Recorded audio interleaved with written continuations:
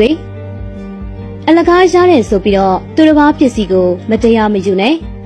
အချောင်ရတယ်ဆိုပြီးတော့သူတစ်ပါးဖြစ်စီကိုမနိုင်မနှင်းမယူနဲ့ပိုင်ရှင်မသိဘူးဆိုပြီးတော့သူတစ်ပါးဖြစ်စီကိုမခိုးယူလိုက်နဲ့အနိုင်ကျင့်လို့ရတယ်ဆိုပြီးတော့အလကားတက်တက်နှိပ်စက်မနေလိုက်နဲ့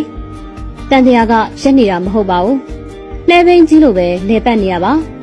ကိုပြန်ခံရမယ်အလဲကြမှာကံတရားကတော့မတရားဘူးဘသူကတော့မျက်နှာလိုက်တယ်ဆိုပြီးတော့မျက်ရည်တွေချောင်းစီအောင်ကြပြီးတော့ငွေကျွေးမနေလိုက်ပါနဲ့အကျိတ်ကဝေကျွေးတွေပါလာရင်ဘသူမှလည်းမကယ်နိုင်ပါဘူးဘသူမဆိုကြေအောင်ဆက်ရတာပါပဲဝေကျွေးဆိုတာပုံးကွယ်နေလို့လည်းမလုံခြုံဘူးဖြတ်ပြေးနေလို့လည်းမလုံမြောက်ပါဘူးဒါကြောင့်ဝေကျွေးတွေပြန်ခံရမှာကြောက်ရင်အခုလက်ရှိဘဝမှာသူတစ်ပါးအပေါ်ကိုမဟုတ်တာတွေမလုပ်မိဖို့မပြောမိဖို့မကြံစည်မိဖို့အတွက်ကြိုးစားပါ